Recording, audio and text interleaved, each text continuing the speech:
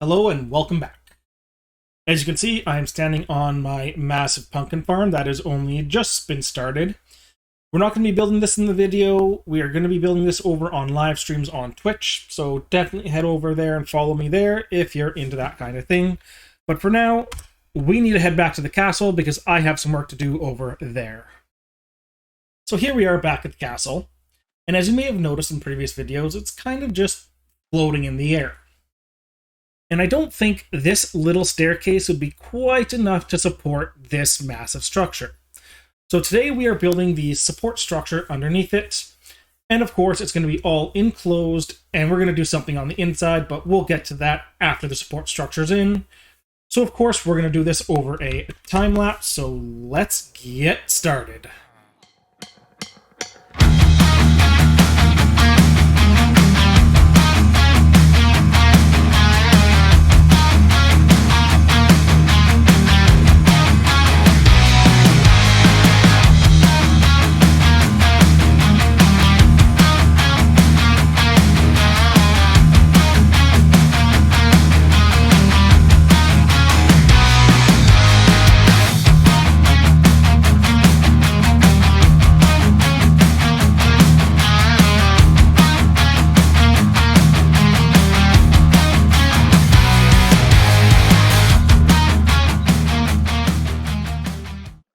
Pretty quick time lapse there, but now we have all this space under here to work with. And this is going to be the castle dungeon. That entrance right there is temporary, but it'll stick around for a little bit. So what we need to do next is we need to place slabs down all throughout here because the lighting in here is not going to be very good because it's a dungeon and it should be dark. So we're going to slab it to make sure that baddies can't spawn down here. And yeah, I'm going to do that, and I'll see you guys when that is done. Okay, the floor and the exterior walls are done. And as you can see, I've done some texturing down here with some different colors, different textures on the walls and on the floors. I haven't really done this very much throughout the castle. So let me know what you guys think, if you like it like this, if you prefer just solid black walls, solid black floors. But the next step is to plan out the layout of the dungeon, where all the cells are going to be, where all the walking paths are going to be, and that kind of stuff. So we need to go ahead and lay that out, and I will see you when that is done. Okay, the wool is in, laying out exactly where the cells are going to be. I also went ahead and got the roof put in, and I went around the edges and I removed those slabs that were under the wall and put black concrete. I just think it cleans the lines up a little bit easier, makes it a little easier on the eyes. I also made one other rather subtle change. Can you guys spot it? Leave what you think it is in the comments below. I'll let you know in the next episode. It was a rather subtle change, but it was a huge hassle. But now I need to go ahead and get rid of this wool and instead put the actual cells where they are going to be. So I will see you guys when that is done. Alright, and the basic layout is in. Now, the lighting's not going to stay like this. It's going to be much darker, give it that more of a dungeon feel. I just spammed torches around so you guys could actually see what was going on in here, because it was just really dark, especially with the black walls and everything. Couldn't really see anything at all. Now, the next step is to do each of the individual cells. Get the bars in, get the beds in, make it look like a dungeon cell. So we're going to do that, and then the dungeon will be pretty much complete. So I'll get that done, and I'll see you when it's done. Okay, and the cells are done. So these first 4 cells would be for the good behavior prisoners, and the ones that are maybe a little more friendly towards the crown. So they have a fancy cot, they got a toilet, a sink, and even a shower. They also get their own light. Then, as we move through here, we have the normal prisoners, so no lights into their cells. Oh, there's nothing on that side. No lights in their cells, no shower, but they do have a cot, a toilet, and a sink. And then as we move this way, we get to a point where, you know what, these prisoners, maybe they were a little more of a jerk, maybe the crown doesn't really like them, they don't get a cot, but they do get a toilet and a sink. And then as we keep going this way, the next thing they lose is the sink. These prisoners don't get any sinks. All they get is a toilet. And then on this side of the wall are the really bad prisoners. They don't get anything. No sinks, no toilets, no beds, no lights. The lighting on the side is going to be very dark. And they're basically going to squalor away here with nothing. So, do have a little bit of work to do yet. We're going to put some black concrete up here just to shrink the size of the cells vertically a little bit. Don't want the prisoners to feel like they have too much room. What it'll also allow us to do is to put a waterlogged block up there, and water will actually drip through the block and onto the floor. So more on this side of the room, we will get some cells that are dripping water onto the prisoners, because to hell with them, I guess. And we want to do something with this area right here. It's going to be more of a communal area, maybe an area for the guards. Maybe we'll have like a dining table where the guards could sit and eat here and let the prisoners smell all the good food while they're eating gruel. Not entirely sure, but we are going to do something there. That entrance back there is temporary. There's going to be two entrances, one there and one there. That's going to come off the two towers when I complete them.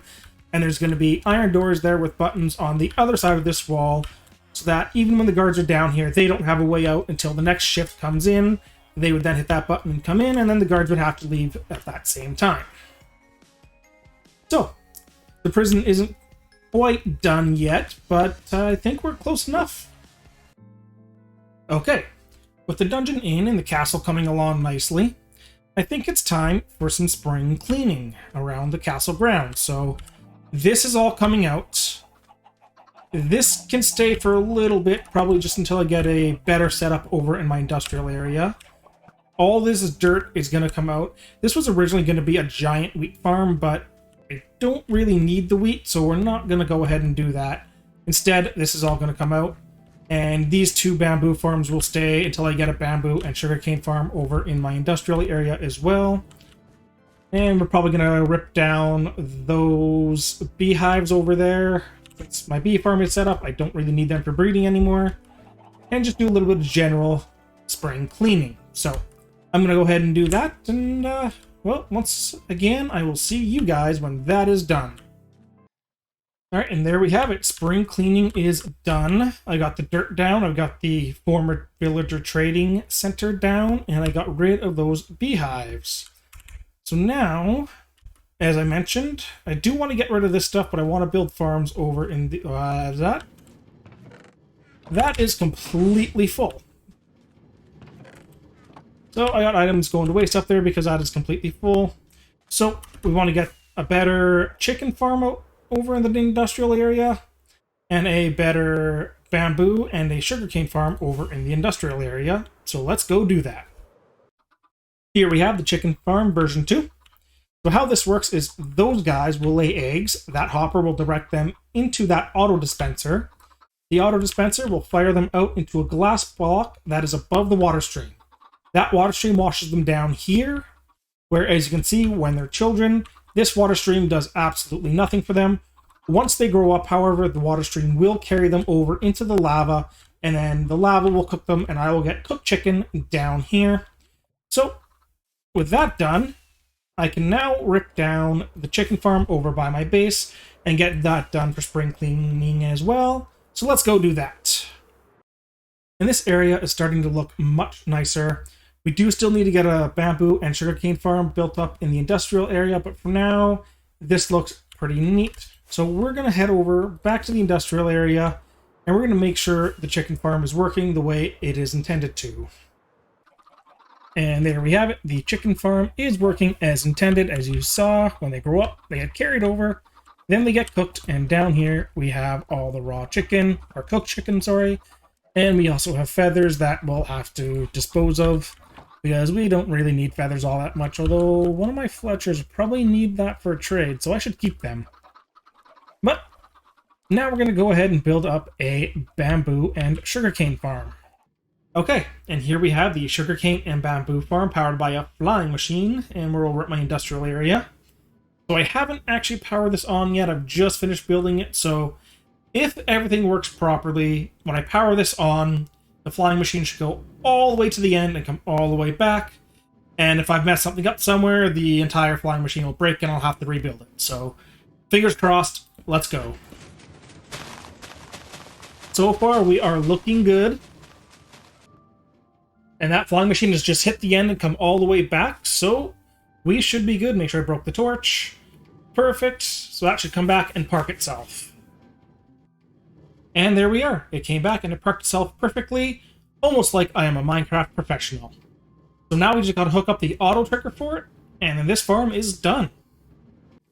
Okay, and the system is in and done now, so I will go up here and I will show you guys that. So how this system works, this observer will detect when that sugarcane grows to max height. When it grows to max height, it will send a redstone signal down this line into this repeater, which will hard power this block. That will shut this torch off. That will update that iron trap door, which will update the observer, which will send the system off and back again. So now this system is 100% automated and finished, which means I can go back to my base and destroy the bamboo farm that I have over there. So let's go do that and finish up our spring cleaning. One more thing I wanted to show you guys. This was from that one time I sent it off. And I don't really have that many chests here, which means I am desperately going to need to set up a storage silo for all this stuff very soon. But for now, once again, we're off to the base to do the spring cleaning. And now you see it, and now you don't. So that means the spring cleaning around the castle is done, and it was necessary because we got plans for this area once the castle portion is done, which will still be a while. But I figured we should take care of that now and get everything set up over in the industrial area where I wanted it anyways. One final order of business before we go today. Last week I asked you guys to give me a name for this guy.